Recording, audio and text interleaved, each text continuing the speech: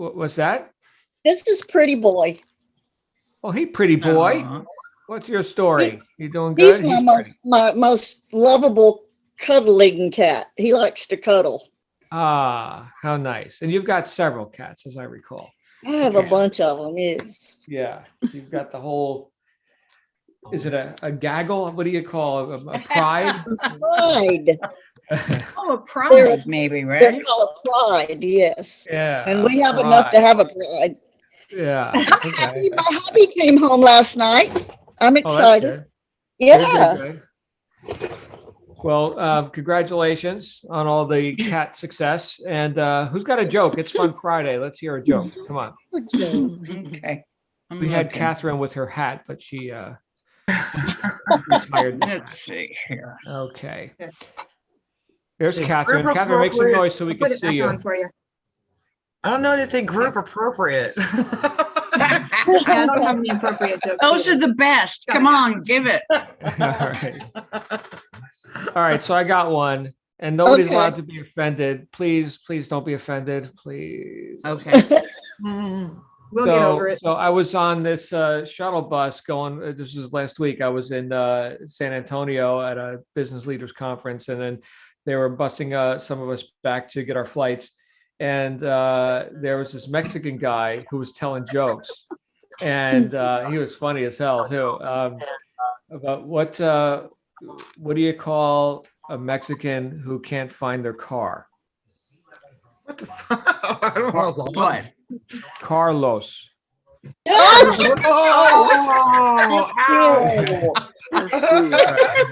That's cute. And then and what was the other one? He said, why do Mexicans drink Dos Equis? Uh-huh. Why? Because they always need a cosigner. Sign language, yeah. There you go. Please don't be offended. I'm just relaying funny jokes. So I got one. yeah, go ahead. Go ahead. A ham sandwich walks into a bar and orders a beer, and the bartender says, "Sorry, we don't serve food here." I like corny jokes. I think they're funny. Oh, it's like the duck one, with the duck walks into the bar, Uh-huh. put it on my bill. What Yeah. about Bill? Good times, good times. Anybody else with something to lighten our load? No? Oh gosh. Oh, we're having an emergency? What? I heard a beep. Okay, great. There it is again. There it is Jeez. Somebody has an emergency. again. All right. Computer has been Patricia, is that you? Uh-oh. IP address was used without your knowledge or consent my to visit goodness. websites that contains identity theft virus. To unlock the Weird. computer, please call Well, there you support go. immediately. Jeez. Please do not attempt to shut down or restart your computer. Doing that may lead to data loss and identity I can't theft. shut it Okay. down and I can't turn it All right, quiet. Patricia, what I'm going to do is I'm going to shut down your microphone for now because Support immediately. as interesting as that is, we're going to go on with our event here today. So Patricia sounds like Patricia received some sort of a identity theft thing. Okay, good. So let's get that handled. Looks like she's got her secret weapon there tuning in as well. All right, Patricia, you get that handled. Welcome, guys, to our daily success call for Friday, February 11th, 2022. John Lavinia here with you. And since it is Friday, we're doing the tropical shirt thing. I do have I have any announcements for you guys? It's been a busy week, I'll tell you that. I just want to first let me acknowledge all of our brand new members. Some of you this is your first time on this call and you're thinking, my goodness, what did I sign up for? Here we are telling jokes and, John's cats and- harem. right. So, but no, in case you're wondering, yeah, you're not in this alone, right? And there's an emotional aspect and a psychological aspect to any business, really. But certainly this qualifies as a business, right? And so the idea that you're able to have a bit of camaraderie and work cooperatively with others, you'll actually find, if you observe, that's actually one of the ways you get paid. Right. So certainly, in any enterprise, there's got to be transactional, money, current currencies, right? So that's commerce. That's what you're doing here in this case on the internet, hence e-commerce. But that's just the money piece of this. That's one piece of it. Okay. Another piece of this is obviously who you become in the process as you're learning new skills, applying new methods into your life and creating those results, right? You become more able. In fact, I was just having this conversation with some of our new members about developing competence. Competence is good, right? The more competent you are, the faster you go. These big problems that you think you have now become tiny little nothings, right? Mountains turn to molehills, so to speak, when you're competent and when you've got systems in place and when you've become more able than you are at the outset. Okay, but the other thing that is very pleasing for me, right? I guess you can all speak for yourselves, is that I get to work with some really awesome people. That's really cool, right? There are people right now who are at their jobs, and you may be working a job as well, right? I mean, money doesn't just fall on top of you because you signed up yesterday or something, right? You got to get things going. But there are people who have been at the office for however many years, even though they're underpaid and they don't like the work and whatever, but they get paid in another way, which is they get to be social and hang out with Bob at the water cooler and whatever that scene looks like. So we're social creatures, right? I mean, that's one aspect of what we're doing here, not just in business, but in life, right? You're participating with other earthlings. So yeah, we have fun here as well. This should not be drudgery. This should not be a oh, now I got to go do that damn e-commerce thing. Oh my goodness, right? In fact, I was just having this conversation with my mastermind group. For those of you who don't know, I run a mastermind group, and it's with entrepreneurs in various different businesses, and basically success seekers in life, success seekers in general. And we talk mostly about philosophical concepts, right? Here's why that works, right? In my life, in my routine, in my fitness goals, exercise, business, of course, relationships. Same truth applies, all over the place. Otherwise, we're just, making stuff up. And personally, I like to know why stuff actually works. All right. So it's why I've been studying philosophy and psychology for the last 35 years. And it's made me a lot of money too. So that's good. Don't think I'm negating the financial aspect of all this. That's super important. Otherwise, you can go get a hobby. And I would imagine there's, many more entertaining things that you could be doing with your time than listening to some wacky Italian guy on Friday morning, So, but back to the idea that that there's a major difference between drudgery and just forcing yourself to show up at a job or something versus being on a mission in your life and enjoying the mission, enjoying the journey. I've heard that saying before, the joy is in the journey. Usually that is an admonition coming at me from some mentor who, yes, I do have mentors. Okay. So just because I'm a mentor doesn't mean I don't have mentors. In fact, be careful if you're being mentored by somebody who doesn't have a mentor, because that person thinks they've arrived or something. Yeah, I mean, Rachel has mentors. Anybody who's getting on with and making advancements in life is also the student. Okay, but the idea that hey, John, the joy's in the journey. Like stop and smell the coffee or whatever you want to smell. That's valid. And for a long time in my life and many experiences I've had, I didn't enjoy the journey. It was drudgery. It was obligatory. And while I have been for a long time focused on goals and outcomes, and you all can and should be. Hopefully, you've got some specific and reachable goals which are relevant to you. And while you're taking action, you're making efforts to achieve those things, to realize those things in your life. Everything that leads up to it isn't just an obligatory, here's just more drama, right? Does anybody need more drama? Right? So you have the ability to actually participate in the now, in the present time, and again, not do it alone, and enjoy the journey en route to that guaranteed future outcome. That's how I like to look at things, as a guaranteed future outcome. When it's not guaranteed, when I'm and who can make those guarantees? You can. Okay, I can't guarantee you. I'm not you, right? You can guarantee that you're going to reach your goals. But when I look at it as here's a goal, which hopefully maybe I'll try. Now I'm striving. Now it's dramatic. Now it's drudgery, right? Because I don't know if I can.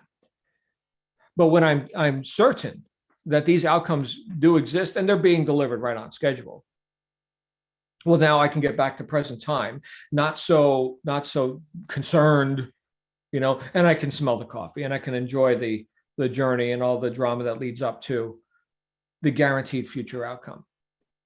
There's a book which I've cited several times on this and on many calls and over the last decades that I've been teaching this sort of thing. The book is called The Science of Getting Rich by Wallace D. Wattles. This book had, of all the books I've read, and there are many, this book has had a profound effect on my life and on my success. And if you've heard me say this before, you're going to hear me say it again, but it is a very important lesson, which I come back to again and again and again and again. So here we go again. John, yep, that's right. We're going to talk about the certain way. The certain way. This is, if you haven't heard this, then put your thinking caps on now. Okay. So in this book, Wallace Wattles, this was 1910, this book came out. He says that two people engaged in the same business can have completely different results. One gets rich, the other remains poor. Why? Great question. Thanks for asking. Why? He said, well, the one who gets rich does things in a certain way. And in order to do things in the certain way, you've got to think in a certain way. And he capitalizes certain and way, like it's some divine holy thing, right? Like it's a proper noun. And I read this. He says a certain way like 35 times in the book. And I was thinking about this, thinking, well, what does he mean by this? A certain way. Is it a special way? Maybe it's a secret way. We need more secrets. And how can he tell me? This was written in 1910. I'm on the internet, man. What the hell does this guy know? So I got out the best self-help book ever written. It's called The Dictionary. And I started looking up words. And one of the words I looked up was certain. And wouldn't you know it, one of the definitions for certain is the absence of doubt, certainty. There it is. That's the certain way. And that transcends time, right? I don't care if you're the blacksmith, the plumber guy, the coffee cup lady, whatever your methods are. You see, Waddle said people don't get rich by doing certain things. They get rich by doing things in a certain way. That's the certain way. Knowing that you can.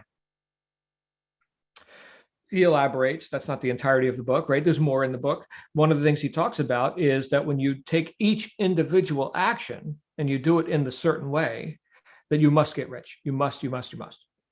It's a science, right? It's not arbitrary. Here's my opinion or whatever. This is demonstrable again and again and again and again and again in whatever method you're applying. And to qualify things as being done in a certain way, he talks about efficiency. Now, check this out. When an action is efficient, it is one that is done with purpose and faith.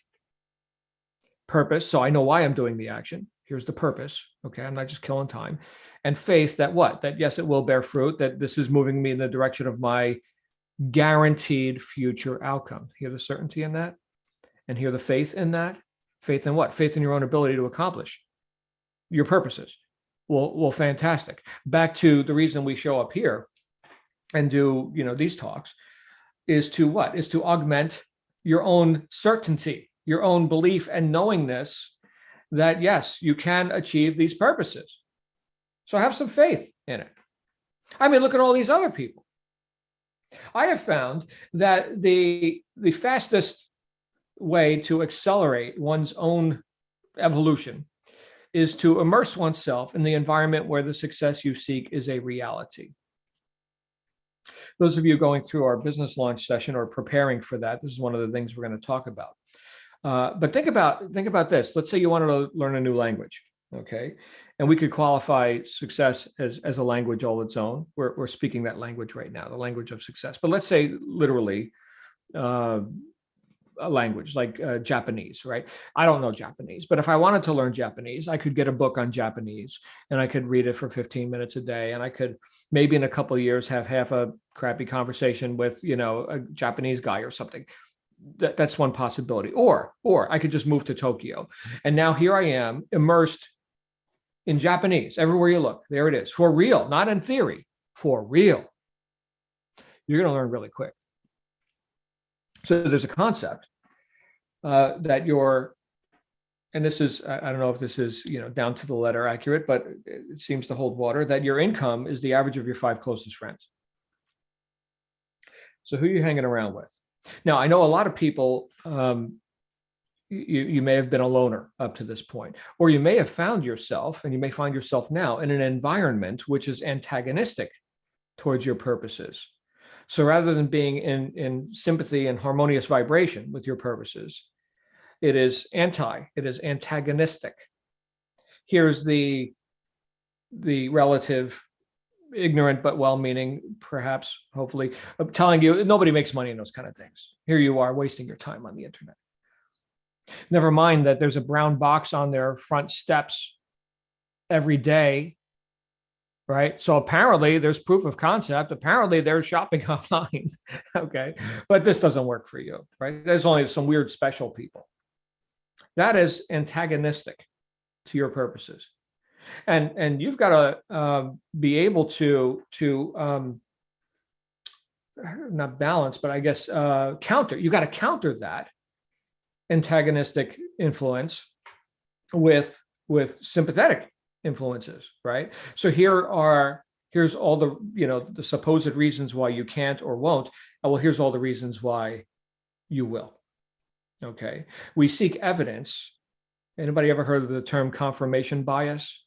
So whatever you are believing or expecting, you will filter out evidence to the contrary and filter in evidence to back up whatever that assumption or belief may be true, maybe real, maybe not, right? So that's confirmation bias, right? Oh, I knew that was going to happen. Well, yeah, I mean, you kind of set yourself up for it, right? That's confirmation bias. So it's our responsibility to use every weapon possible for our own mindset to put the weight on the positive side of the scale and let those antagonistic suggestions go by the wayside. Because like Henry Ford said, whether you think you can or think you can't, either way, you're right. There's the confirmation bias. Now, what if we've got, like I was saying about immersion, right? What if we've got all these people who are sympathetic with our purposes and who want nothing more than for you to go crush this, go be awesome. Look, it helps me to see you succeed. The old saying, a rising tide raises all ships, or whatever the saying is, right? So by you going and being successful, by Anne and Netta and Maggie and Marcus, hey Marcus, right? By you guys going and making a spectacle of yourself, what are you doing? You're improving the planet. Yes, this is planetary improvement. Thank you. Look, I don't think we need any more victims. I think we got plenty of those. I think we need leaders. We need people who are getting on with life and who are demonstrating, yeah, you can have what you want. Well, great. Go give me an example of that, right? Because look, I got to live here too. I got to walk around with all these other earthlings for however long I'm doing this thing, this John thing, right? So please go beautify the place. Thank you. Go succeed, right? And for that, I honor you. So just by the virtue of the fact that you're showing up here and participating in your own evolution and becoming more successful at getting what you said you wanted, which isn't, by the way, that's not a selfish thing. Keep in mind, the best way to help the poor is to not be one of them, right? You can do a lot more good with money than you can without. Well, go make some money then. Well, as you do that, you make the world better for everybody. All of this to say, yeah, please sell more coffee cups, t-shirts, do your designs, get to work, do it with a smile on your face, It's not all going to stick. No, of course you missed the target. You missed the target. You missed the target. I got it. I got it. Right. There's billions of people on the planet. And that guy over there who's about to buy your stuff had no interest in it yesterday or 5 minutes ago. Fine. Put it out there. Right. And you outflow and then you shall inflow. Think of it like, I mean, talking about the certain way, right? Think about like natural laws. So here's the tide, right? The tide goes out, the tide comes in. You cannot violate that law. It works, period, right? So in like kind, those who outflow shall inflow. You want currency, right? Money, currency. Well, to send out value, you bring in recompense, right? Here comes the returns. Now, it doesn't always happen from where you think it's going to happen or in the time that you think it's going to happen. There's lots of variables, okay? But with the intention and with the confidence, the knowingness, the certainty, the guaranteed future outcome, with that purpose and faith, your actions become more efficient and you compress time. See that? So when we talk about, and I know I'm giving you lots of quotes, I'm just kind of creating a puzzle for you right now mentally. Hopefully you're getting this, is that the time money scenario, right? That ratio, we can put that to our advantage when we're efficient. And according to Wattles, how are you efficient? Well, each particular action is done with purpose and faith. That yields efficiency. So yeah, more money and less time with probably less effort, or at least it doesn't feel like work or drudgery, right? I'm on a mission. Like in my life, like one of my businesses, we had we had a deadline yesterday and it was all hands on deck. And I was up till 2 a.m. and it felt awesome. Awesome. Just being on a mission. And then I slept late and I didn't do my exercise today and all that. So yeah, I'm off routine, but it's okay. I'll be back on routine. It'll be fine. Because I have a routine, right? It's okay to get off routine every now and then if you've got a routine. But it's not okay to say, oh, I'm off my routine, which never existed. So get some habits going here, get some DMO, some daily method of operation. And then you could falter here and there and you're not going to die. But the thing is that it felt great to get things done, to get the result. We compressed time. Parkinson's law states that work expands to fill the time allowed for it. Well, maybe it's time to tighten it up, right? Tighten it up. You got this goal, assuming you do, right? You've got this goal. Well, great. When do you want to reach that? Sooner rather than later? Oh, okay. Well, what can we do to make this more efficient for you? Right? Now, those of you going through our accelerator program, you're going to be given an opportunity to see behind the scenes and at what we do with our advanced group. This is big, by the way. This is, if you're new here and you think, wow, Rachel over delivers on everything. I've got so much content. What amazing course material. Wow, all this knowingness. That's the hors d'oeuvre. That's the hors d'oeuvre. All right. So there's more. There's more, which you may have an opportunity to participate in. So if you are new here, go through your accelerator lessons and get with your accountability rep, and they will give you a chance to see behind curtain number 2. But anyway, what am I talking about? It is 1:38. I want to hear from a couple other people on whatever this topic is. If you guys got some ideas you want to share, please put up your hands. Come on out. I see Scott here in the chat. Do or do not. There is no try. Yep. Very good, Scott. Any thoughts on this? Or did I put everybody to sleep? John, you and your philosophy. Hi, Mindy. What's going on with you, my friend? Good to see you. Hello. I had to introduce you to Ariel. Well, Oh, because it's Fun Friday. I brought her specifically for Fun Friday. So what a sweetie. Okay. What a sweetie. Yeah. she's a sweet puppy. Now, white dogs typically have all the gunk running down their eyes. Do you have to do like a lot of grooming, or is it pretty good? Yeah, I was just picking at it right before I put her on the screen. Yeah. Right. She's a multi-poo. And she's not mine, but I just borrowed her for the day. Oh, and thank you. I really agree with the whole everything you said, of course, because it's all brilliant. But It's good because you're brilliant. That's why you agree. that's right. So what really resonated with me was the whole set the goal, believe it, do it, and that structuring your day. So it's structured differently every day based on what my clients need, but I've got that okay, I get home from work and I'm going to kick out this many designs. And then I've got kind of a train now flowing of, okay, the designs are here. This person posts it. Then this person, this person creates the image. This person posts it. This person goes in and does the Etsy part. And so it's just starting to get into a rhythm. Still not selling as much as I would like to, but getting that discipline has really changed a lot of things in a lot of aspects of my life. So I appreciate that. Yeah, look, you're just getting started, right? So there's more to come. Question for you: is that a Brighton necklace? I don't know. Okay, because I saw the heart and the silver, and I was thinking that's very Brighton-y. My wife loves Brighton; she's got all this Brighton stuff. It came with when you get those clothes in the pink bag and you try them on like a personal dresser. I don't, Sent but I'll take your word for it. Yeah. Yeah. Okay. And then I good. stopped doing that because all I kept was the jewelry and like one dress. So I'm like, no, that's not for me. Okay. Very good. All right. Thank you, Mindy. Thank you. Beautiful necklace. All right. Let's go to Scott and then Scott. Hey, Scott Barker, you're Morning. up. Morning, John. Morning, everyone. I love that Blair Witch lighting. Blair Witch, yeah. baby. It's my little car light. I think there are two words that came up to me and really resonated. One was immersion, and the other one you mentioned was systems. I think it's really, really important when we're starting out with this whole thing, as with anything that's new, is to try and piece together the components to create a system. Because I know when I first started, and less now perhaps in the beginning, but certainly I was trying to piece together the system, the components to get continuity, to get flow in the whole process. And it took me a while to really, and I'm still doing it, to try and get that system. Because once you have a system, then you can sort of step back and just enjoy the process more.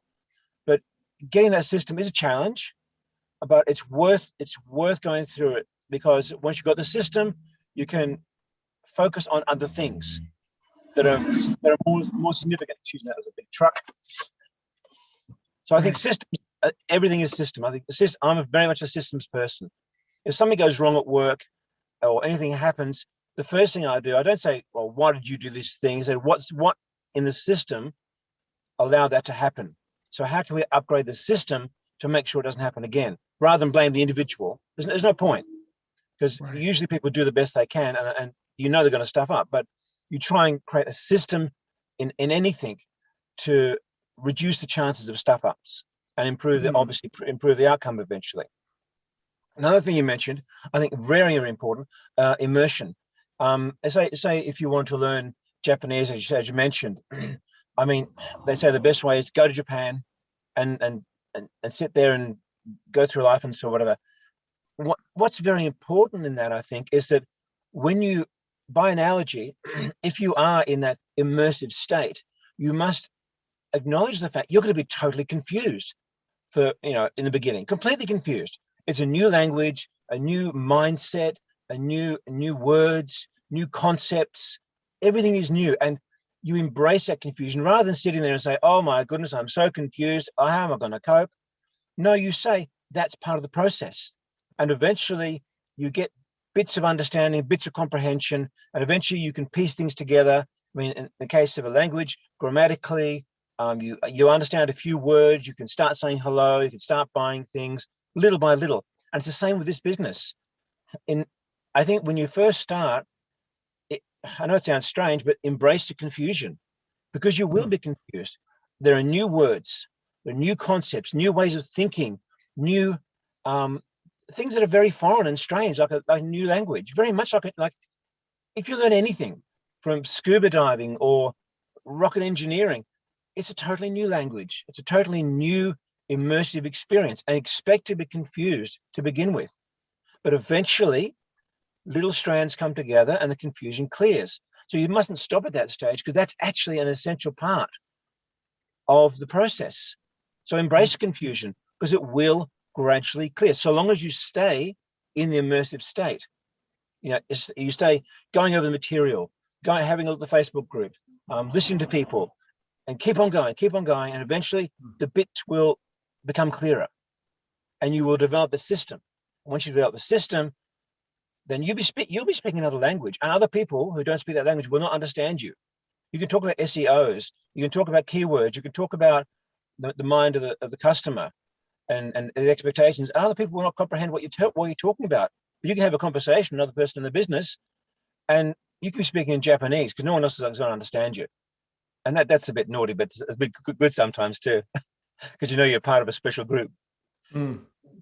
And also, in the same way with immersion, I think the concepts are very powerful because also you must, I think, immerse yourself in your objective in a sense that you think about that and you focus on that, be aware of that in some way every day. And so that immersion in the goal takes on a life of itself, because a goal is never a static thing, it's organic, because you change in accordance with the goal. And the goal will change as you change. But being immersed in that goal as a current reality, as a mental construct, that really shapes so much and enables you to understand and focus on priority and prioritizing some things that you wouldn't have prioritized before. And the mindset you need to succeed changes because you're immersed in that reality. And that I think immersion is very important. And if I may just say one more thing. Yeah, please. You mentioned tide. You mentioned the tide of things. I think that tide is very interesting because in the same way, I know this is totally out of kilter, but in the same way you can use the tide to generate electricity, as people do. In the same way, you can use the impetus of the customer and redirect that energy of their coming to the store, coming to that platform, redirect that energy that's already there. You know it's there. All you need to do is redirect it in ways that are more positive. It's like years ago, I did a keto, and that was all about getting the person's energy and redirecting it, usually back at themselves in a way that dissipated force against yourself. But it would redirect that back towards them and would disable them without hurting them. That was the idea. And the same way with a customer, you take the energy because there's energy there. They are at the platform. If there was no energy, there was no impetus, there was no reason in their mind, they wouldn't be there.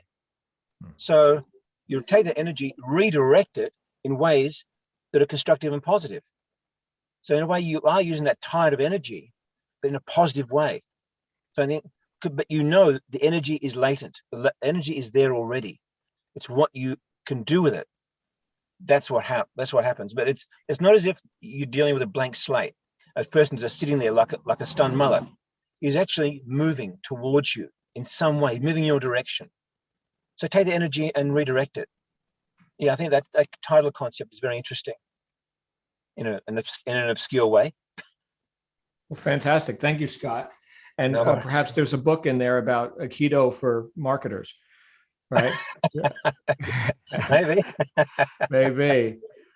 Thank you, brother. We're going to go to Scott next, but I just want to acknowledge Perry Stockwell, who thought it was Formal Friday. That's the first Friday of the month. So he's looking dapper, you guys. Check out Perry. He's looking good. Yeah, all right. Your mug's here. Yeah, glad you're here, brother. Hey, Scott, we've got time for one more. Let's get Scott out here. All right, well, this is my first time for Fun Friday, so I wanted to make this kind of fun. Oh, okay. Well, Hawaiian shirts, funny hats, and whatever you want to do. And then, yeah. I've been hearing a lot of this on, have a mentor, find a mentor. So if you'll notice in my chat box, I had a little quote from, I think, the greatest mentor, Yoda. Now, I use him as a reminder for, you said something about the word certainty and the absence of doubt. And so when I think of that, I think of the word believe or belief. And so I remember it was a Star Wars movie. So I don't know how many people are familiar with the older Star Wars back in the 1970s. Then there was the Empire Strikes Back in 1980 and then 83. So I was a child back then. So I was a big Star Wars fan at that time. But there is a scene it's The Empire Strikes Back. It was back in 1980. And there's a scene where Yoda is the Jedi mentor for Luke Skywalker. And so there's the scene where Luke Skywalker, he lands his X-Wing fighter on the planet, and it sinks into this swamp. And so it's almost immersed. There's that word, immersed in the swamp. Mhm. And so Yoda's trying to teach Luke how to use the Force, use his mind, and so forth. So there's this scene where Luke Skywalker has his hands out and he's really concentrating, and he's trying to lift that X-wing fighter out of the swamp using the Force. And so he puts out his hands, and the X-wing fighter it's starting to come out of the swamp a little bit. And Yoda, his ears start to perk up, and he's about to get excited. Oh, he just might do this. Well, Luke Skywalker, he moves it probably about a couple of inches, and then he kind of lets go, and then the X-wing fighter sinks a little bit more in the swamp, and he's out of breath, and he just says, I can't do it. So he kind of goes off to the side, sits on a rock, and Yoda kind of just shuts his eyes, and he before he does anything, he responds to Luke when Luke says, I can't do that. It's just too big. And Yoda goes, judge me by size, do you? And so he closes his eyes. Yoda reaches out his hand, and that the X-wing fighter starts to come out of that swamp, and he raises that X-wing fighter out of the swamp, and he brings it all the way over onto to dry land. And Luke Skywalker, he just goes over there and looks at it, and he goes, I can't believe it. And Yoda responds by, this is why you fail. And so I just wanted to share that story and how Yoda is kind of my inspiration mentor for mindset. So I'll leave it at that. In fact, I'll try to find that YouTube clip, and I'll post it in the chat here. Oh, yeah. Everybody. I think I've seen that. Well, how many times have we seen Empire Strikes Back? I mean, that was a classic, right? And yeah, I was a child too. It was 1976 when Star Wars came out, which was like the most spectacular thing anybody had ever seen, right? Green screen. Oh my goodness, chroma key. Now we've got, Netta's on green screen right now, even without a green screen. So technology has come a long way. But yeah, thank you for that. It's like the Henry Ford quote: whether you believe you can or can't, you're right. So good to see you, Scott. So good to see you all. Let's go ahead and wrap up for the day and for the week. For those of you here in the States, it is Super Bowl Sunday this weekend. So whatever team I don't even know which teams are playing, but may your team win. So there's that. And then, of course, I'll be back with you on Valentine's Day, which is the day after that, right? Monday. Yep, Valentine's Day.